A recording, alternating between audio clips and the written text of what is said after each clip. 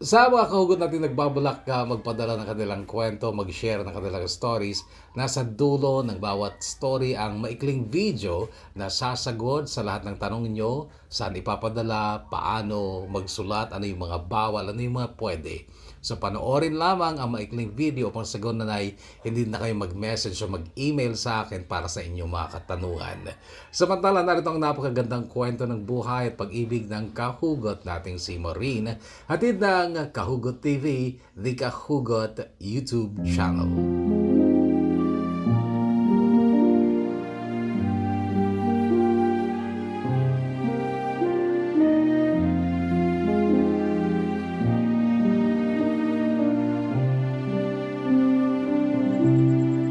Dear Kahugot, dalagita pa ako noon ay madalas ko nang marinig ang tanong na ito. Abay, kasta ka. Sa Tagalog, bakit ganyan ka? Yan ay tanong ng mga taong nawirduhan sa akin noon. Yung iba namang medyo kilala na ako, hindi na magtataka. Kapag may nagawa ako o nasabi akong kawirduhan, sasabihan na lang nila ako ng, "Kinam, mauyong ka talaga." O "Tangina ka, baliw ka talaga." Ang salitang Ilocano na mauyong ay shortcut ng agmauyong na ang ibig sabihin ay ulol o baliw. Pero madalas ay ginagamit lang ang agmauyong para sa aso, asong ulol. Pero dahil Maureen ang pangalan ko at Mau ang palayaw ko, kinonekta na nila ang agmauyong sa pangalan ko at madalas noon ay tinatawag nila akong Mau, Mauyong. Madalas din nung una, lalo na nung grade 6 ako, madalas ko ring marinig na kinokonek nila ako sa Tito Stan ko. Para daw akong siya. Minana ko daw ang pagkasira ulo niya. Ang totoo noon, oo, ginaya ko talaga si Tito Stan kasi nakumbinsa niya ako na walang mapapala sa pagiging sad, imotera, o pagiging pessimistic. Pero dati nung mga unang araw ko palang dyan sa Isabela at wala pa si Tito Stan, talagang walang kasaya-saya ang buhay ko. Lagi akong malungkot at hindi pa lumalabas ng bahay na para bang takot or hate ko lahat ng tao. Noon pa nga ay naulinigan ko si Lola habang kausap ang kaibigan niyang Lola ng kaibigan kong si Blessy, pero at that time ay hindi ko pa kilala si Blessy. Ako ang topic ng dalawang matanda at ang sabi ni Lola, siguro dahil yan sa matagal siyang nagdusa sa magulong pagsasama ng magulang niya. May tama si Lola noon, pero kung totoo man na ang depression o matinding kalungkutan at mental and emotional stress ko noon ang dahilan kung bakit ako mauyong, ay hindi lang yun dahil sa magulong pagsasama ni na mama at papa noon, kundi higit sa lahat ay ang pagkamatay ng nag-iisang kapatid ko. Yun talaga, Kuya Bono, ang sobra kong dinamdam at sinisi din sa kabobohan ng mga magulang ko.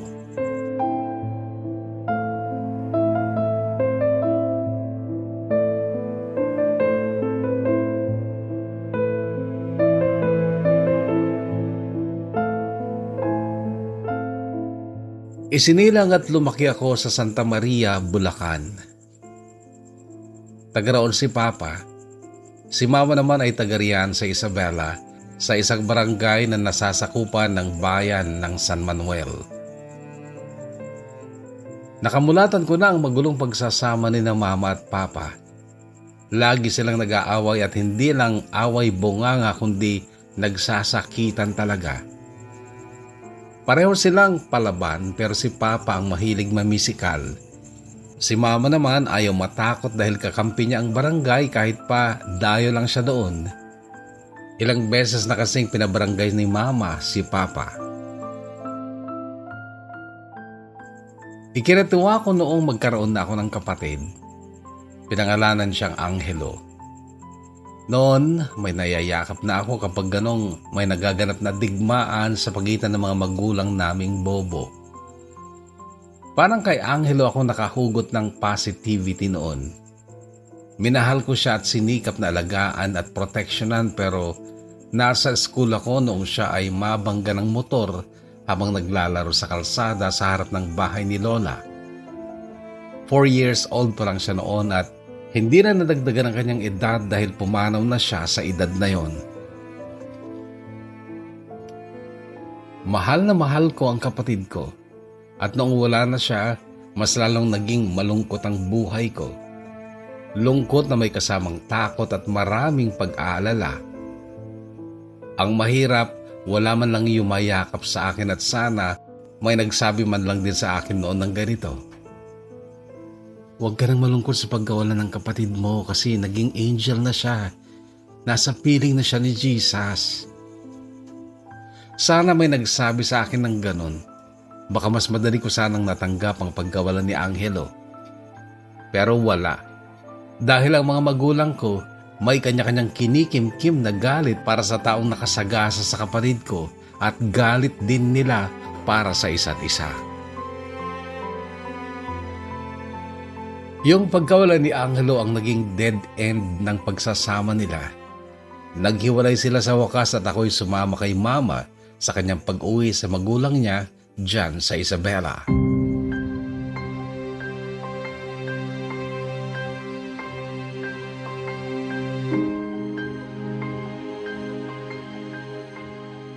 Na-realize ko sa mura kong edad na magkapatid ang galit at kabobohan, or sa English ay anger and stupidity, are siblings. May mga nagrarason na yung iba kasi ay insecure kaya nagagalit. Iba naman, matatabakan daw kasi ang pride kaya nagagalit. Ganon din, di ba? Kung hindi mo makontrol ang galit mo, bobo ka. Mahina ang utak mo kasi, di ba? Ang kumokontrol ng lahat ay utak. So kung hindi mo matanggal ang insecurity mo, bobo ka. Kung hindi mo makontrol ang galit mo, bobo ka. Nasabi ko kanina na bobo ang mga magulang ko at hindi ko ito itatama kasi sila ang nagpakita sa akin ng maraming halimbawa ng insecurity at pride nila.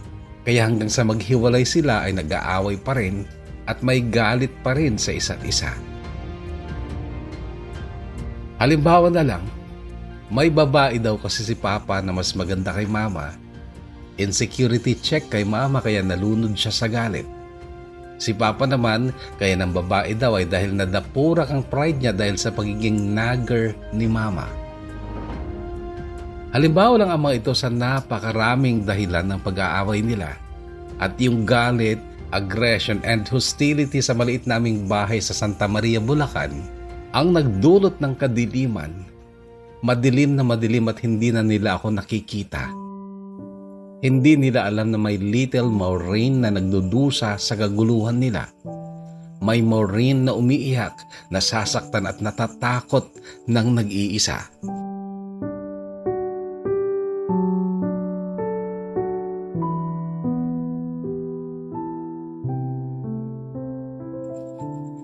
Ang epekto sa akin nung una, Kuya Bono, lalo na nung grade 4 and 5 ako, ay naging aggressive din ako. Matapang ako noon sa mga batang kagaya ko, nananakit ako, nakikipag-away ako kahit sa mga lalaki. Pero dahil sa best friend kong si Mary, nagbago ako. Sabi kasi ni Mary, kapag naging palaway pa rin ako, iiwasan na niya ako. Sa school ko lang nakakasama si Mary dahil magkalayo ang mga bahay namin. I love her so much. Pantay sila noon ni Angelo sa pagmamahal ko. At nung mawala si Angelo, si Mary na lang ang natira sa puso ko, kaya nung sabihin niyang iiwasan niya ako, binago ko kaagad ang sarili ko.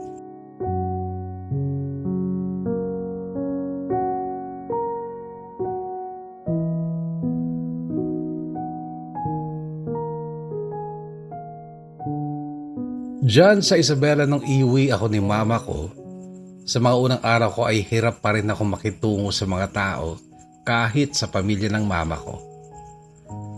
Noong nasa Bulacan pa kami, naalala kong nasa 2 o 3 beses din akong isinama ni Mama sa Isabela. Pero maliit pa ako noon at sina lolo at lola lang halos ang natandaan ko at mga pinsan kong nakakalaro ko din noon.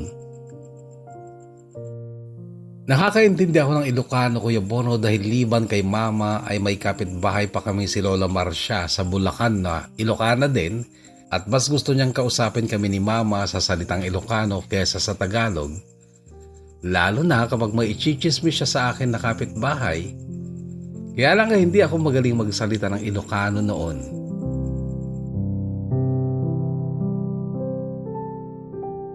Sa mga unang araw ko noon dyan sa Isabela, nasa isang tabi lang ako, minsan sa isang sulok. Binabati at pinapansin ako lagi ni na lolo at lola at nagtataka sila kung bakit ganun ako. Kinakausap ako, sincere ang pagpapadama nila ng concern nila sa akin. Tinatanaw ako pero sasagot lang ako kung gusto ko or kapag inuulit-ulit na nila ang tanong. Yung mga pinsan ko, ilang beses ding nag-try noon na ayain akong lumabas sa maglaro pero hindi ako sumasama at hindi ko sila hinaharap. Hanggang sa dumating si Tito Stan, bunsong kapatid din na Mama.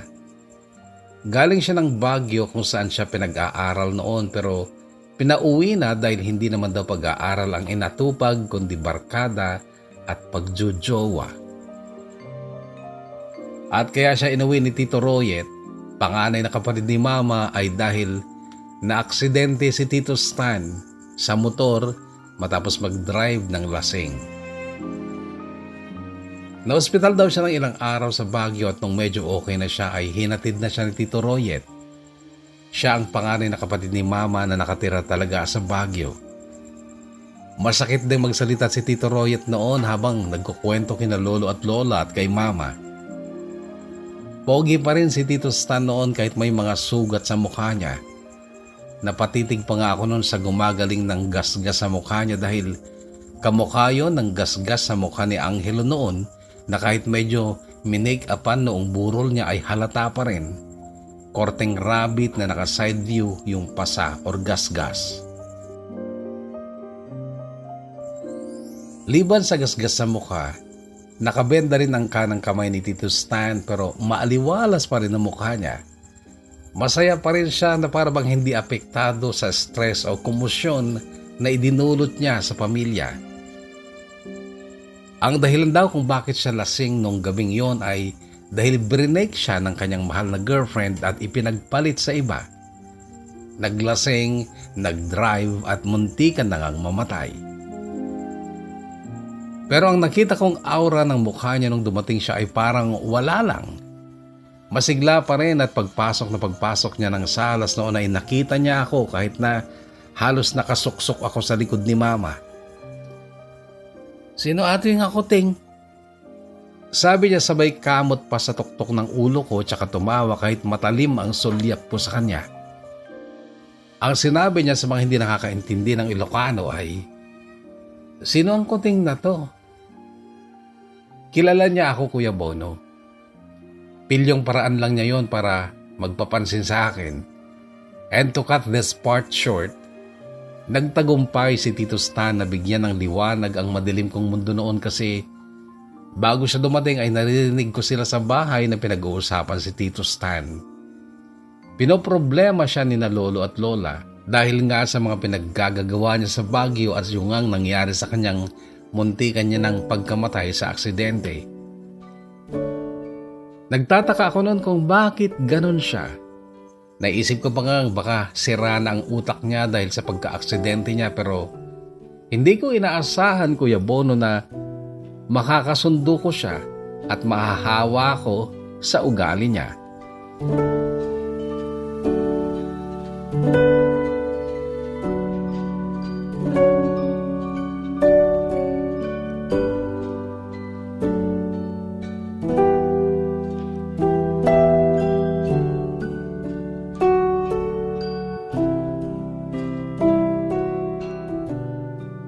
Isang araw noon, si Lolo lang ang kasama namin sa bahay pero busy ito sa mga manok niya sa likod ng bahay at ako naman ay nakahiga lang sa kwarto namin ni Mama. Biglang bumukas ang pinto Si Tito Stan na nakangiti at ang sabi, "Oy Kuting, baka magkaugat ka na dyan sa kama. Halika, sama ka sa akin. Papasyal tayo." Tinalikuran ko siya pero naramdaman ko ang mga yabag niya pati ang pagsampa niya sa kama at hinila ako. "Halika na, masyado ko pang bata para maging imutera." Hila-hila niya ang kamay ko kahit nung para kaming tumakas na bilanggo sa paglabas namin ng gate. Sa kalsada ay may nakasalubong kaming ice cream pero 5 pesos lang ang nakapanya sa bulsa niya. Nakiusap siya sa tindero ng sorbetes.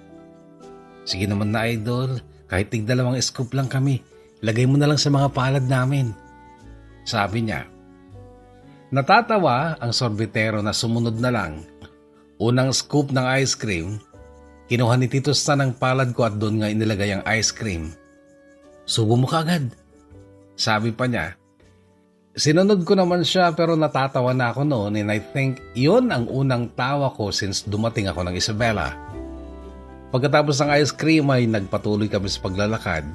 Ilang bahayan ang nadaanan namin pagkatapos nun ay puro bukid na sa magkabilang side ng kalsada. Palubog na ang araw noon at nagkukulay orange ang langit.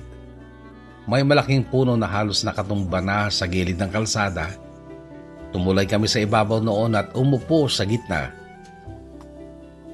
"Uy Kuting, may cellphone ka?" tanong niya. Umiling-iling ako. Nakita kong lumungkot ang mukha niya at biglang tumingin sa malayo. Naisip kong naalala niya yung ex-girlfriend niya. Pero agad din niyang pinasaya ang mukha niya at ang sabi, "Oy Kuting, anong paborito mong ulam?" "Ha?" Sagot ko pero kay bilis niyang sinambit ng hotdog. At saka tumawa ng malakas na parang siraulo. Ako naman ay nagtanong, "Naapektuhan ba yung utak mo sa pagka-aksidente mo sa motor? Para ka kasing baliw eh." Ang sagot niya, "Sana nga nabaliw na lang ako eh. Kasi alam mo ang baliw, hindi naaapektuhan ng problema." "So hindi ka nabaliw? Baka mababaliw pa lang. Bakit ba Kuting? Mauri ng pangalan ko, hindi Kuting. Mukha ka kasing Kuting eh." Mabilis siyang sagot kasabay ng pilyong ngiti. Napangiti din muna ako bago siya sinagot ng "Ew." Sabay kaming tumawa. Nag-appear pa at iyon ang simula ng pagkakatagpo ko ng bagong best friend / partner in crime sa katauhan ng Tito Stan ko.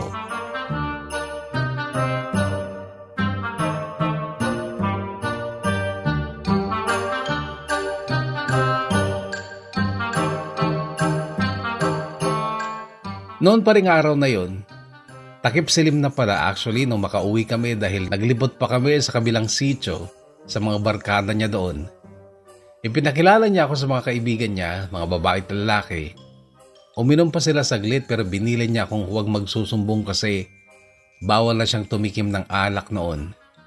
Nagulat siya pati mga kaibigan niya sa naging sagot ko. "Sige, hindi ako magsusumbong kung patitikimin niyo ako niyan," sabi ko sabay turo sa iniinom nilang nakapitsel. "Ilang taong ka na ba?" takang tanong ni Ate Mardy. 11. Sagot ko. "Sige tol, tagayan mo," utos ni Tito Stan. Binigyan ako ng nasa 1/3 ng baso na tinungga ko naman kaagad. Matamis na mapait pero hindi ako nagpahalatang hindi ko nagustuhan ang lasa at hindi na rin ako humirit ulit. Nung pauwi na kami ni Tito Stan ay nangutang siya ng 20 pesos na double mint gum.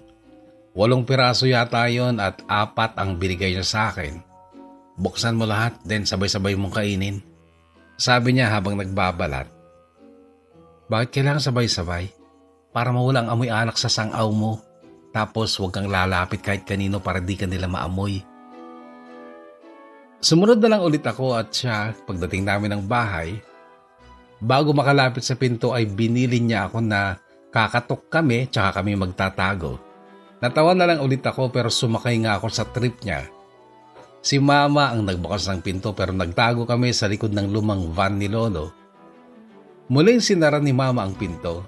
Kaya bumalik kami para katokin ulit yon ng mas malakas then bumalik na naman sa pinagtataguan namin. Bumukas na naman ang pinto. Si Mama ulit ang nagbukas at narinig namin ang sinabi niya.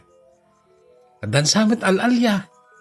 Tumawa si Tito Stan nang walang tunog kaso bumukas ang pinto ng kusina.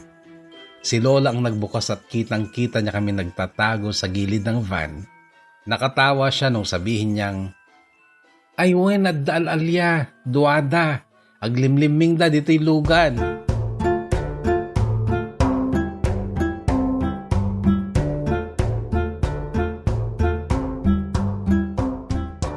Noong gabing yun ay nagsimula na rin akong maging masaya sa bahay ni Lola. Nung kumakain na kami ay panayang tawanan namin dahil sa mga jokes ni Lola tungkol kay Lolo nung nanliligaw pa lang daw siya kay Lola. Si Lolo naman hindi tumatawa at tinatama lang si Lola sa mga pagkakataong nasosobrahan daw ni Lola ang kwento. Makaraan ng 3 araw, Kuya Bono, ay nagpaalam na si Mama. Pumunta siya ng Maynila para maghanap ng pang-abroad na trabaho sa mga agency doon. Linggo nang umalis siya, kinabukasan Lunes, alas 6 ng umaga ay naglakad kami ni Tito Stan papuntang elementary school sa Purok 2. Yun ang unang araw ko ng pagpasok sa school na yon. Grade 6 pa rin ako, transferee. Habang naglalakad kami sa daan ay binibilin ako ni Tito Stan. "Cool ka lang, Mau, ha? Huwag kang maging mahiyain. Huwag kang suplada. Huwag kang sensitive. Mas maganda kung magiging joker ka. Huwag kang mawawalan ng ngiti at tawa kahit na napipikon ka na. Mas maganda pang isipin nilang sira ulo ka kaysa sabihan kang pinaglihi sa sama ng loob. Kapag pinahiya ka, tawanan mo lang tsaka mo gantihan ng birong pamamahiya. Bawat banat nila, daanin mo sa joke. Pero kapag binuli ka, sinaktan ka, lumaban ka tapos ituro mo sa akin ang nambuli sa'yo at dadagukan ko ng 10. "Oo, Tito, kaya ko yan." Sabi ko kasabay ng pakikipag-appear sa kanya. Kaso nung nasa gate na kami ng school ay natigilan ako sa paghakbang. Nakadama ko ng kaba at hiya. "Nyari?" tanong niya. "Nahiya ako, Tito." Nagkamot siya ng ulo bago bumanat ng, "Kanino ka mahihiya? Kuting lahat yan, pati mga teachers, pati principal, mababaho ang utot at tae ng mga yan. Pare-pareho lang tayong kumakain ng kanin. Pantay-pantay lang tayo, kaya anong dapat mong ikahiya?" "Okay, trust me, Mau. Pag naging mahiyain ka, lalo ka lang nilang pagtitripan at baka wala pang gustong makipagkaibigan sa'yo dahil iisipin nilang boring kang kasama. Pero kapag naging joker ka, lagi kang nakatawa, baka lahat sila totropahin ka. At saka isa pa, maganda ka, maputi, cute. Hindi bagay sa'yo ang maging mahiyain at nasa sulok-sulok lang. Dapat sa'yo, Mau, nasa harap o sa gitna. Dapat ikaw lagi ang bida."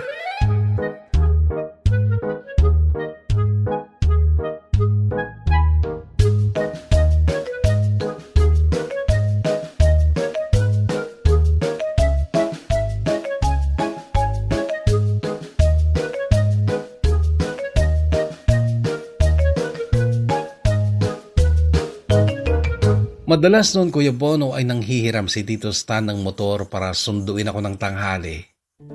Yung motor na yun din ang sasakyan namin kapag ihahatid ulit niya ako sa school pagkatapos ng lunch break.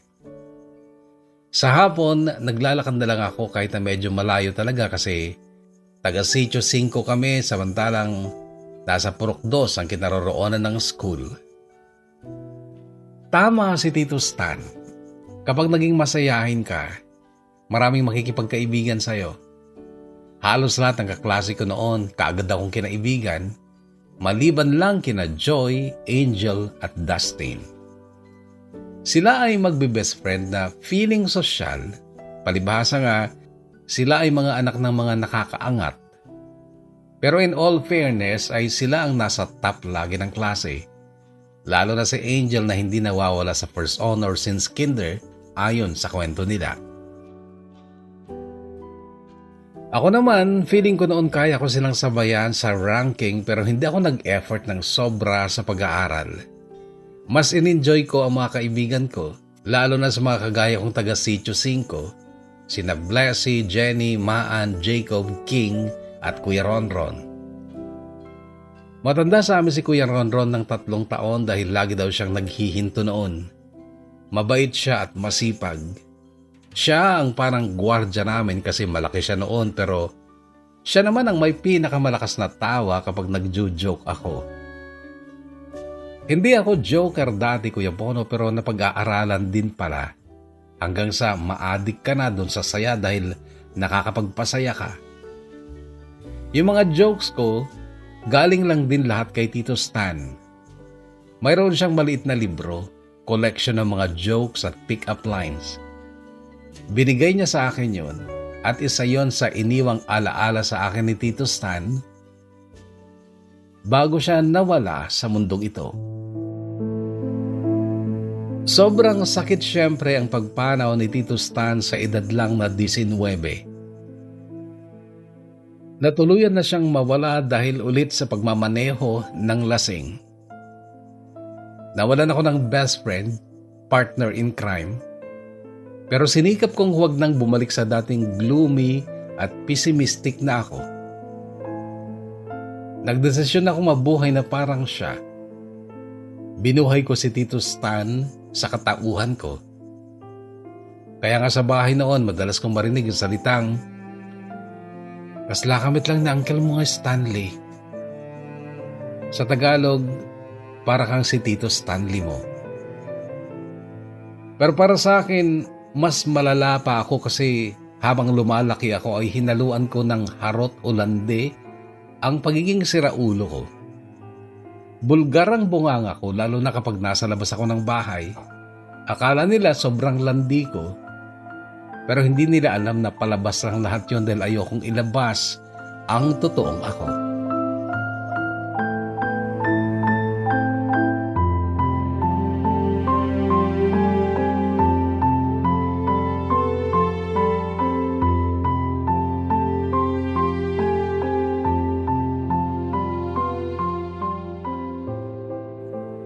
Una kong naging boyfriend si Dustin. Kaklase namin ng elementary kami. Siya yung laging kasakasama ni na Angel at Joy na feeling high level sa school namin. Sila yung matatalino na may kaya ang mga pamilya. Actually, grade 6 pa kami nung una siyang magpakita ng interes sa akin. Lagi niya akong binabati at tinatanguan ko naman. Noong lamay pa ni Tito Stan, nagulat ako kasi kasama siya ng mga kaibigan kong simple at jologs na sina Jacob, King at Kuya Ronron. Si Kuya Ronron nga pala, Kuya Bono, ay naging sobrang ka-close din ni Tito Stan. Si Tito Stan ang dahilan kung bakit natutong uminom ng alak si Kuya Ronron. So that night, nagtaka ako kung bakit kasama nila si Dustin kasi iba yung level niya. Pero mula nung gabing yon ay nakijolog siya kina Jacob dahil sa akin. Si Kuya Ronron ay umamin na nagpatulong sa kanila si Dustin para maligawan ako.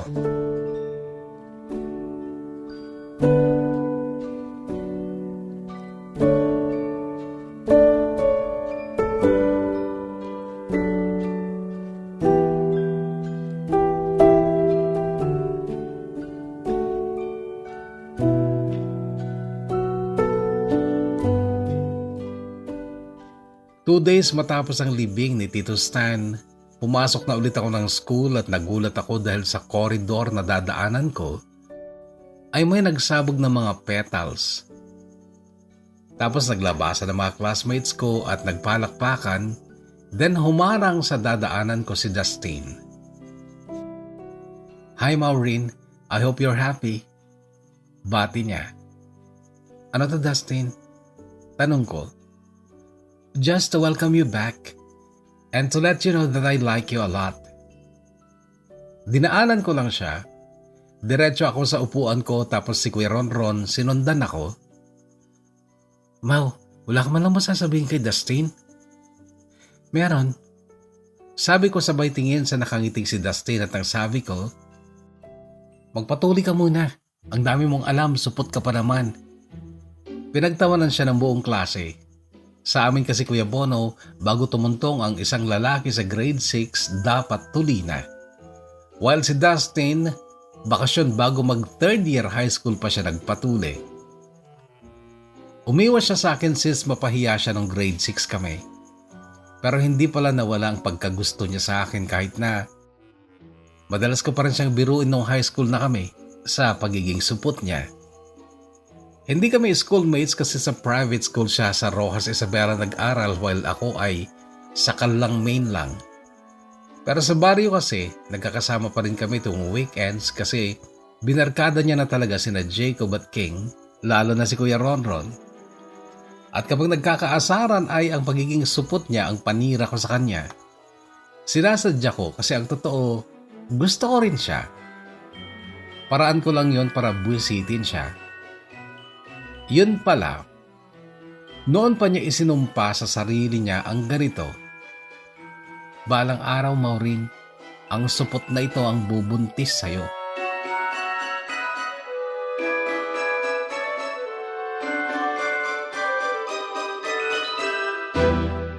Kasi simula pa lang halos ng school year nung 4th year na ako nung magkabalikan sina mama at papa at ako ay kinuha nila sa Bulacan ulit. Sumama naman ako kasi kahit balasubas na ako noon, deep inside me ay gusto ko ng kumpletong pamilya. Isa pa ay excited ako noon na makita ang magiging kapatid ko kasi nga nakabuo ulit sila. Bago ako nag-transfer sa Bulacan ay kinorner ako ni Dustin at para siyang kawawang nag-follow up sa panliligaw niya. Gusto ko naman talaga siya kaya ang ginawa ko, hinalikan ko siya sa labi niya na para bang sanay na ako. Pero ang totoo ay napapanood ko lang yon at ginaya ko lang at pagkatapos nun ay, ayun Dustin, tayo na. Huwag kang mag-GF ng iba ha, kahit nasa malayo ako, okay?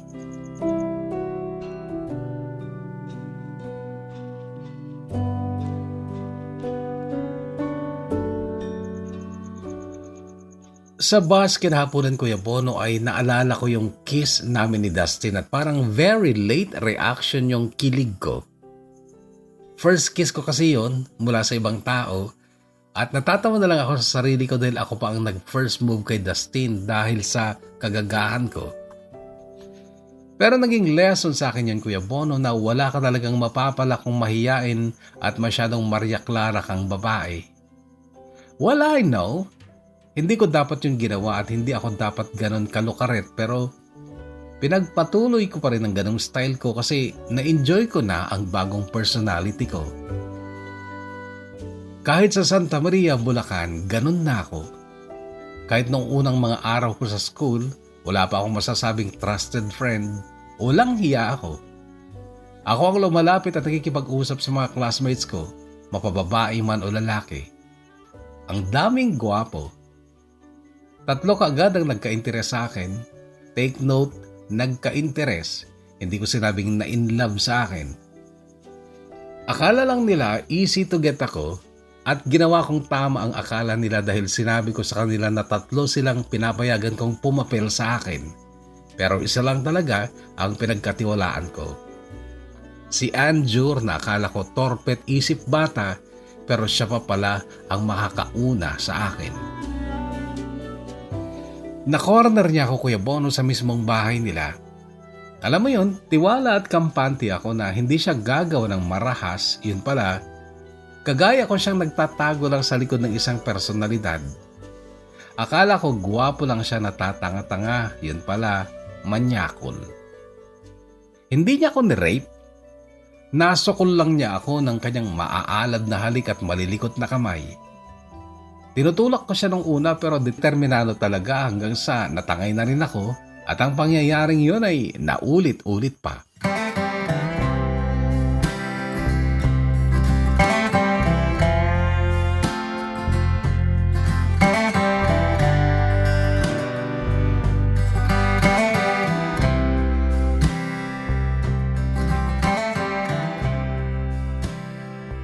Dumaan ang mga araw, gusto ko na noon na magkaroon kami ng seryosong relasyon ni Anjur. Kaya lang, natuklasan kong may babae na naman pala si Papa. Nasa abroad ulit kasi si Mama noon. 1 taon pa lang si Zaira noon, ang kapatid ko.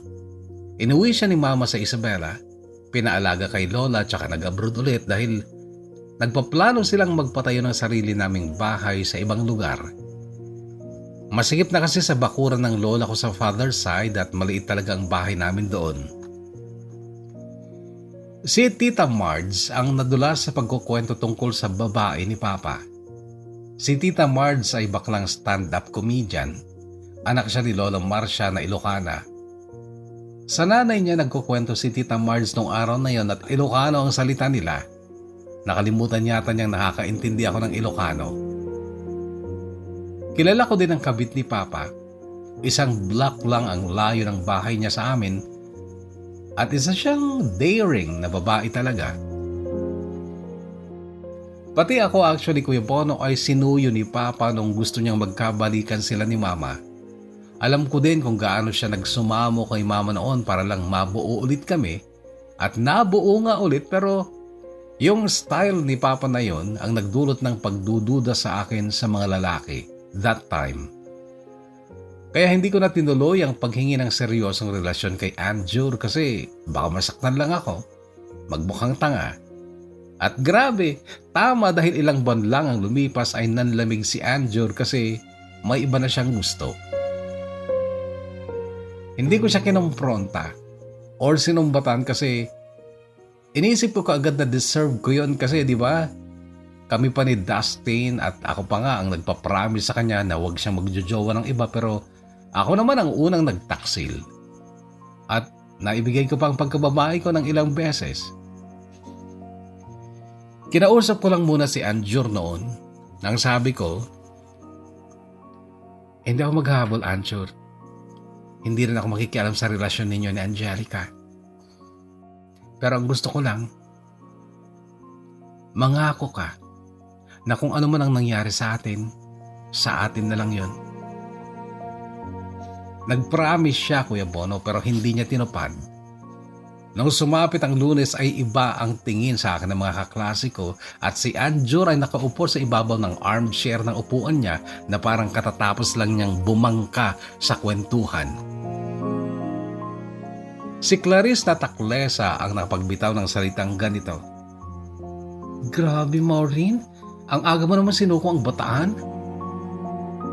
Nagpanting ang tenga ko noon at nag-init ang mukha ko, pero nilapitan ko si Anjur at nakangisi ako, ngising aso, at ang sabi ko, ang kapal naman ng mukha mong magkwento, Anjur. Bakit? I-deny mo ba? Ganito ang sagot niya. Hindi, pero kinuwento mo rin ba sa kanila na pinky ang titi mo? Wow, pink! Sabad ng bakla naming kaklase. Pero kaagad ko siyang itinama sa pagsasabing, tanga, hindi pink na kulay, kundi pinky. Eto hindi liit ng daliri. Noon ay umugong ang tawanan sa buong classroom at umeko ang sigawan ng pinky, pinky, pinky. That moment ay tinitigan ko si Anjur at umiling-iling ako sa kanya habang ako lang ang nakakarinig ng sinabi kong, huwag ako.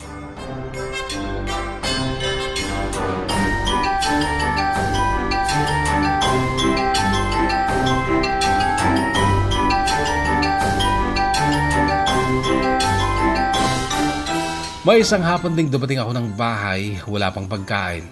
Si Papa ang in charge sa dinner kasi hindi talaga ako marunong magluto ng mga ulam na totoo.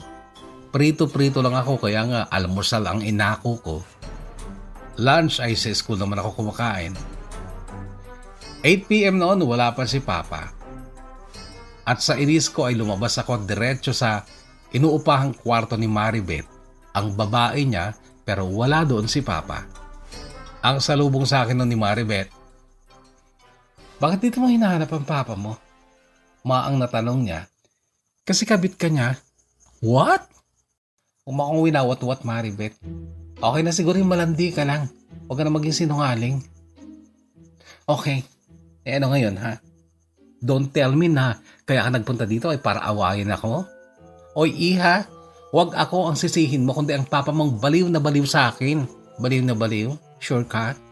Hindi ba pwedeng tigang lang kasi wala dito ang mama ko? Hindi siya nakasagot, Kuya Bono. Nilapitan ko siya at sabi ko, Peng 50. Ha? O ba't sa akin ka hihingi ng 50? Nanay mo ba ako? Hindi, pero alam ko naman galing sa tatay ko ang pera mo kaya magbigay ka na. Bibili na lang ako ng lutong ulam dyan, oh. Gutom na ako. Sabi ko sabay turo sa mga nakadisplaying kaserola ng ulam sa gilid ng kalsada. Kaso sumagot si Maribeth ng, nakaluto na ako. Kung gusto mo, dito ko na lang kumain kaysa bumili ka sa mga nakadisplay na ulam dyan sa gilid ng kalsada. Baka magkahepa ka pa. Okay. Sagot ko at ako pa ang unang humakbang para pumasok sa unit niya. Sabay kaming kumain ng walang imikan pero nagawa ko namang pasalamatan siya nung umuwi na ako.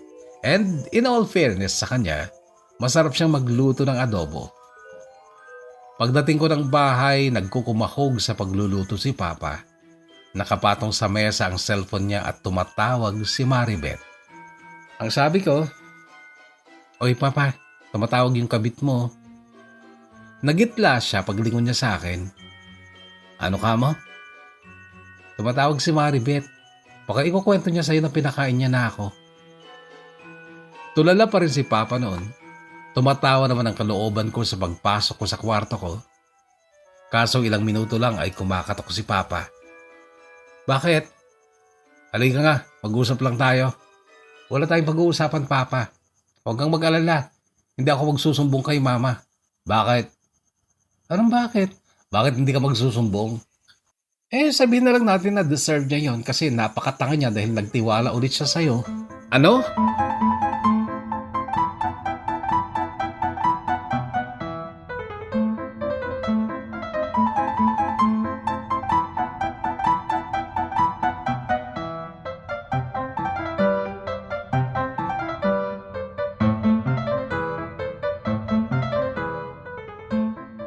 And promise, Kuya Bono, hindi ako ang nagsumbong kay Mama kundi yung mga chismosang kapitbahay. Pag-uwi ni Mama galing naman ng Hong Kong noon, matinding away sila ni Papa at sobra akong nairita kaya binuksan ko ang gasol at ang sabi ko, "Kung hindi kayo titigil, magliliyab tayo dito." Tumakbo si Papa palabas ng bahay, naiwan kami ni Mama sa loob. Noon ay sinara ko na ang gasol at binuksan ko ang mga pinto at bintana. At ang sabi ko kay Mama, "Maghiwalay na lang kayo. Umuwi na lang tayo ng Isabela dahil gusto kong makasama yung kapatid ko." "At sino ka para diktahan ako, Maureen? Akala mo ba hindi ako galit sa'yo? Alam ko na alam mo ang tungkol sa babae ng papa mo pero hindi ka nagsumbok sa akin." "Para ano, Ma?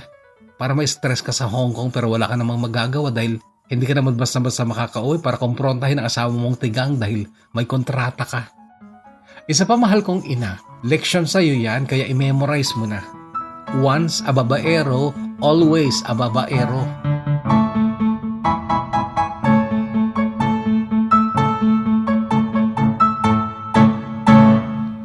May galit pa rin si Mama sa akin pero isinama naman niya ako pa uwi ng Isabela. Pero dahil sa kagagahan din niya ay hindi na siya nakabalik ng Hong Kong. Napilitan siyang mag-apply sa Saudi Arabia at doon ay nagtagal siya. Pero bago naman siya humantong sa pagiging senior citizen ay nag-for good na siya. At ako naman ang nagpakadakila. Anyway, nung time pa lang na nag-Saudi si Mama, second year college na ako noon and same course din ang kinuha ko sa ISU Ilagan. Nag-boarding house ako sa Ilagan at noon ako mas lumala sa pagiging gaga. Nabarkada ako at natutong magbisyo pero wala akong ginawa sa mga nakakainuman ko. Sumapit ang bakasyon noon. Nasa baryo lang kami.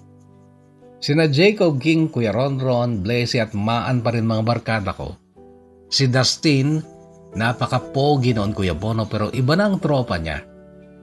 Si Kuya Ronron, dahil sa pagiging friendly niya ay barkada siya ng lahat.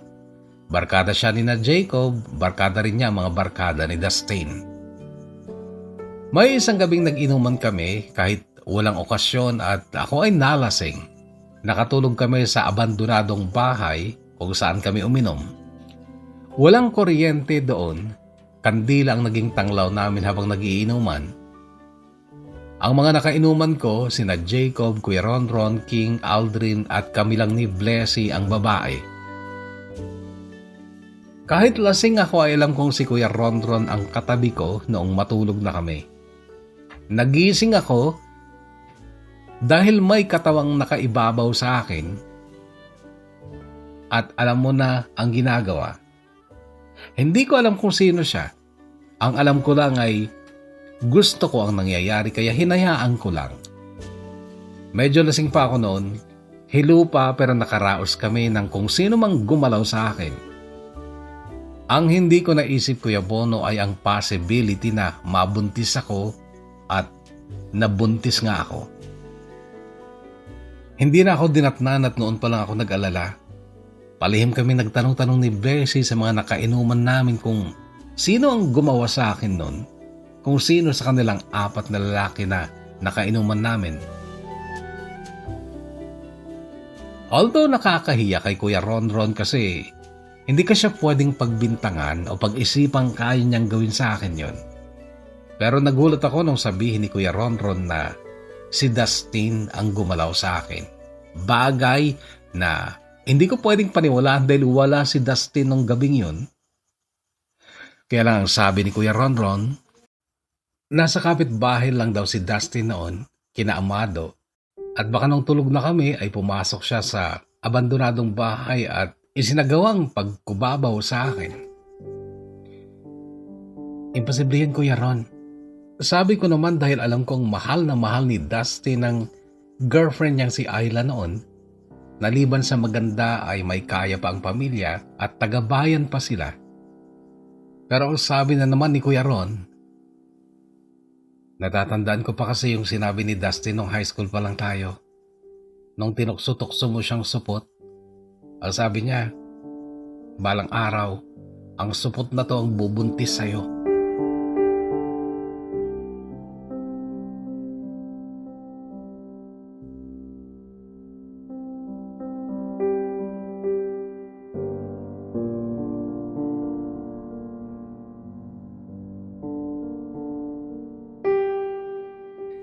Ipinag-pray ko na lang noon, Kuya Bono, na sana lalaki ang baby ko kasi 2 mahalagang lalaki na ang nawala sa akin.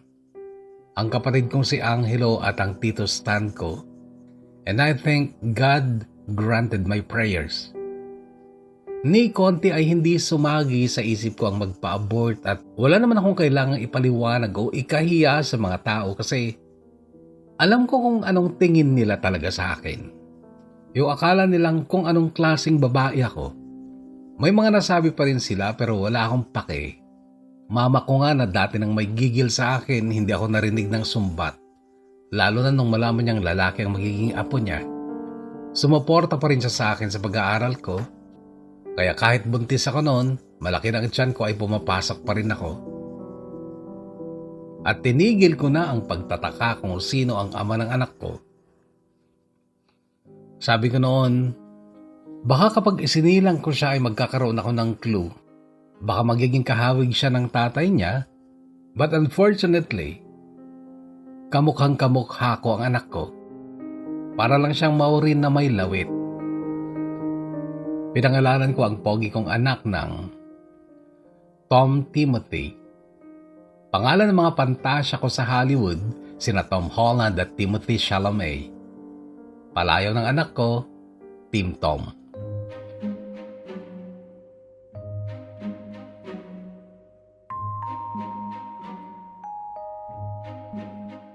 Hindi na ako nakabalik sa pag-aaral, Kuya Bono, dahil 2 bata na ang inalagaan ko nung time na magkasakit na si Lolo at kinuha siya ni Tito Royet sa Baguio upang doon ipagamot.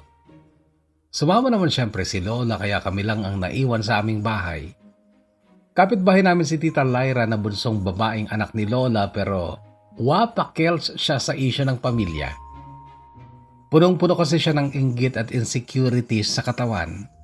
Charot pero true. Nag-asawa kasi siya ng gwapo pero tamad kaya ang bahay nila halos dampa lang at mas mataas pa ang ginawa niyang bakod na kawayan kesa sa bahay niya para lang hindi daw niya makita ang mga tao sa bahay ni Lola. Lalo na ang mama ko na pinagsilosan at pinag-isipan pa niya ng masama noon. Kapatid niya, ate niya ang mama ko pero pinagsospetsahan niyang naglalandi sa asawa niya.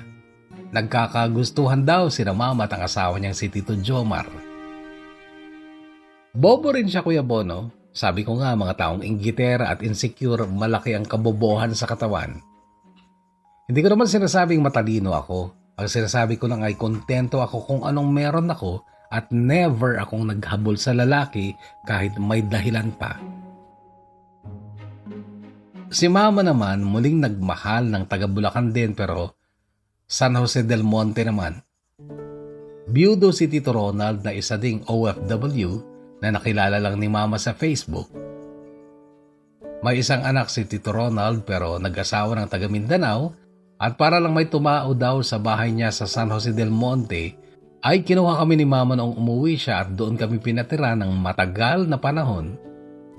Doon na talaga ako tumandang dalagang ina at hindi na nagka-love life pa. Choice ko yun, Kuya Bono, dahil naging busy ako sa negosyo at pag-aaruga sa anak ko at sa bunso kong kapatid na si Zaira. Then eventually nagkagulo si ng mama at Tito Ronald dahil sa pera kaya nagkahiwalay din sila. Umuwi na naman kami sa Isabela pero that time ay 31 years old na ako. 55 na si mama at DH pa rin sa Saudi Arabia. Wala na noon si lolo pero si lola malakas pa.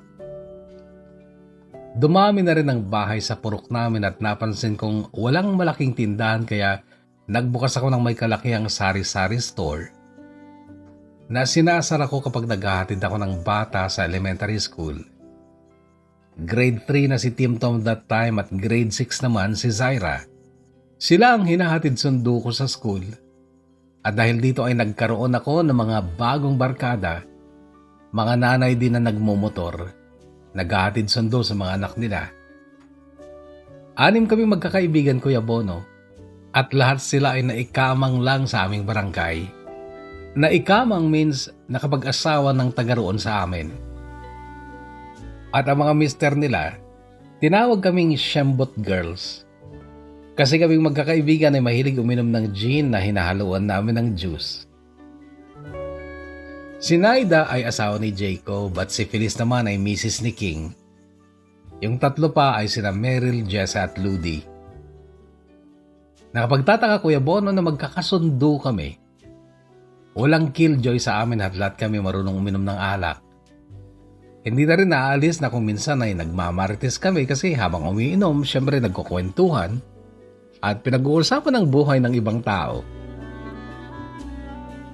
Birthday ko noong March 27 last year, 2023, naginuman kami. Kami-kami lang na magkakaibigan sa isang grupo at ang mga mister nila at iba pang lalaki ay nasa ibang grupo naman. Nagluto si Blessy ng pulutan namin. Oo nga pala, Kuya Bono, nagkatuluyan ang best friend kong si Blessy at si Kuya Ronron pero wala silang anak. Baog daw si Kuya Ron kaya mas lalo pang nawala yung pagdududa namin na siya ang ama ng anak ko. Porke siya kasi noon ang katabi ko nga sa higaan sa abandonadong bahay. At nung birthday ko nga, panay ang tingin sa akin ni Kuya Ronron habang nakangiti. Nasa kabilang grupo naman silang mga lalaki. Purong gin ang iniinom nila while kami ay, as usual, shambot. Hanggang sa hindi nakatiis si Kuya Ron, lumapit na sa akin. Pinatong pa ang kamay niya sa balikat ko at medyo hindi ko gets ang expression ng mukha niya noon. Nakangiti pero parang may lungkot sa mga mata niya. Ang sabi niya, "May sorpresa ka matatanggap ngayong birthday mo, Mau. Pero hindi ko sure kung magugustuhan mo." Ano naman yun? Basta kasi, kaya please lang, Mau. Huwag ka munang uminom ng marami para matino ka pagdating niya. Pagdating niya. Ulit ko. Ang mga kaibigan ko naman, pati si Blessy ay maang na nakatitig sa mukha ng asawa niya. Pinagtitinginan pa rin namin si Kuya Ron nung bumalik na ito sa grupo nila. Siniko ako ni Blessy sabay nguso sa mister niyang noon ay may kausap sa cellphone niya.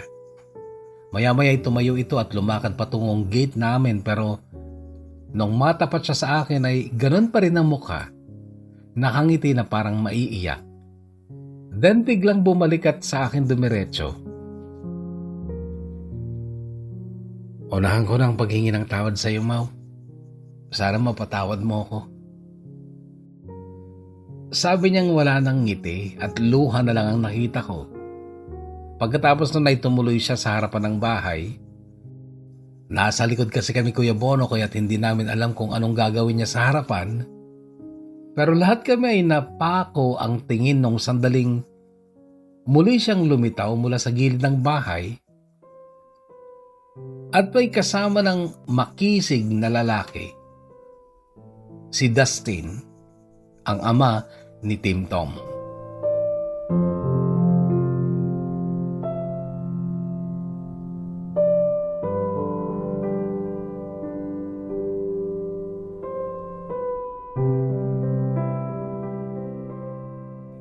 "33 na si Dustin noon. Matanda lang siya sa akin ng 2 buwan at dumating siya nung birthday ko, hindi upang makisaya kundi upang magpaalam daw sa akin. Gusto na daw niyang mag-asawa at may nobya siyang handang pakasalan siya, pero may kapangyarihan daw akong pigilan ang kasal nila kung gusto ko dahil siya ang ama ng anak ko. At kung gusto ko daw ay kami na lang ang magpakasal." Ayos ka rin na. Ganito ang reaction ko noon. Umatras pa siya nung tumayo ako, akala niya sasampalin ko siya. "Akala ko sasampalin mo ako." Sabi niya. "Ba't naman kita sasampalin?" Dahil nga sa nagawa ko noon, pasensya ka na. Hindi pa kasi ako handa noon at immature pa ako. Pag sinaktan kita, Dustin, para na rin ako nagalit dahil sa pagdating ni Tim Tom sa buhay ko. Hindi ka galit? Dustin, kung gusto mong maging ama sa anak ko, suportahan mo na lang siya at unahin mo na ang pagsasabi ng totoo sa babaeng pakakasalan mo. Alam na niya pero Mau, talaga bang ayaw mo akong maging asawa? Hindi naman sa ayaw, Dustin, pero di ba? May babae nang umaasa na pakakasalan mo. Kawawa naman siya kung hindi mo patuluyan. Pakasalan mo na at magpakaama ka na lang sa anak ko. Ako na bahala sa sarili ko.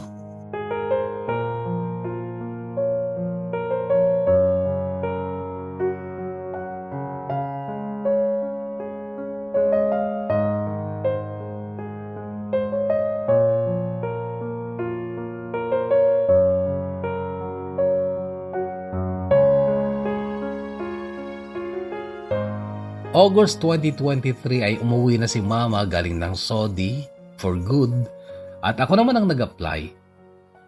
Nag-flight ako November 2023 kaya eto ako, isang dakilang DH din dito sa Singapore. Ang layunin ko ay mapagtapos ang anak ko at ang bunso kong kapatid. Love life, meron naman ako ngayon pero siya ay seaman na iniwan ng asawa. Taga Ormoc City siya at sa chat lang kami nagkakausap kaya hindi ko pa alam kung saan talaga hahantong ang aming love story. Mahal naman daw niya ako pero ewan ko lang kung totoo dahil hindi pa naman kami nagkakasama talaga in person at maraming bagay pa ang hindi ko inaamin sa kanya. Anyway, ang tungkol sa kanya ay sa susunod na kabanata na lang. Meantime, tapusin ko muna ang bahaging ito ng aking kwento. Gumagalang at nagpapasalamat, Maureen.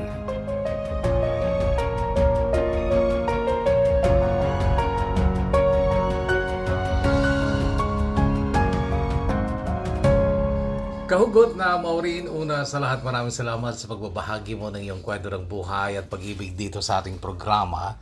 Thank you very much and I must say na talagang kakaiba ka rin, ano? And I actually met someone like you before during my college life at talagang nakakalibang siyang kasama. She's not that bad, ano lang magsalita, bulgar, gaya ng sabi mo, at mahirap sakyan yung mga jokes niya kung minsan. And she is still single hanggang ngayon, kabatch ko yun So ganun na rin siya katanda. Nakita ko yung tatag ng personality niya kasi sabi nila kung kaya mong mag-isa, you are a strong person. At nakita ko sa iyo na parang hindi mo masyadong kailangan ng partner eh. Parang naisip mo lang na baka tanungin namin sa end ng story mo kung may love life ka, kaya nasabi mong may love life ka. Pero sabi mo ay biyudo at isang seaman, sana ay mag-asawa ka. Okay? Kasi isa yung anak mo at mag-asawa din yan. Well, anyway, nasa sarili mong pakiramdam yan.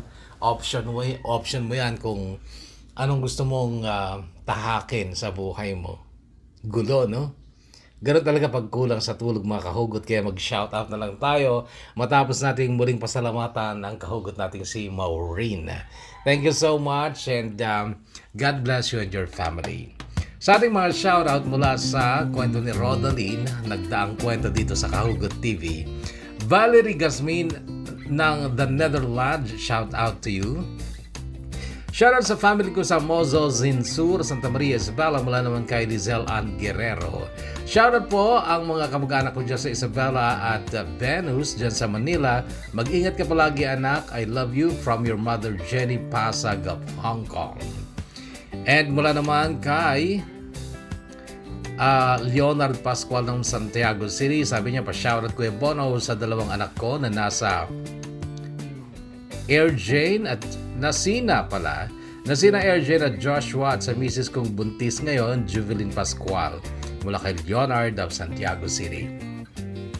Pa-shoutout pa sa family ko dyan sa Tumawini, sa mahal kong nanay, Ditang, at ati kong avid listener nyo, si Ate Cel Rogel Fausto, at dyan sa Katagaman Viejo kay Ate Bel Telan, na napaka-addict sa programa mo Kuya Bono. Manny Telan, this is from Rayma Rodiel of Delaware, USA.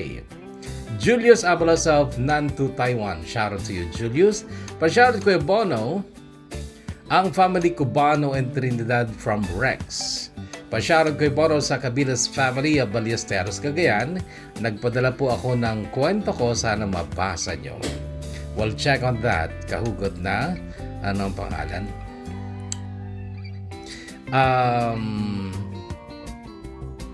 Erika Cabiles. Shoutout po Kuya Bono here in Singapore. Family Tugade, Rosendo from Rogelio Tugade. Margie Tumbali of Hong Kong, shoutout to you. Ganun din kay Jake Kusipag of Singapore. Shoutout sa family ko dyan sa Pinas from Loris Cabarung o Carubanga. Loris Carubanga, shoutout to you. Shoutout kay Ami from Noel Esteban. Shoutout to you, Ami. Jessa Sangladan of Palawan, shoutout to you, Jessa. Maraming salamat sa pagkikinig. Shoutout Kuya Bono, Daiselin Bedanya from Arita Nueva Vizcaya, watching from Doha, Qatar. Princess Mabun of Jeddah from Alakapan, Cagayan. Maraming salamat kahugot, and muli kahugot na Maureen, thank you so much for your story, and I wish you more colors, vibrant life, good health, everything for you and your family. At mga kahugot din naglaan ng oras sa ating programa, maraming salamat. Stay healthy, stay safe, and God bless us all.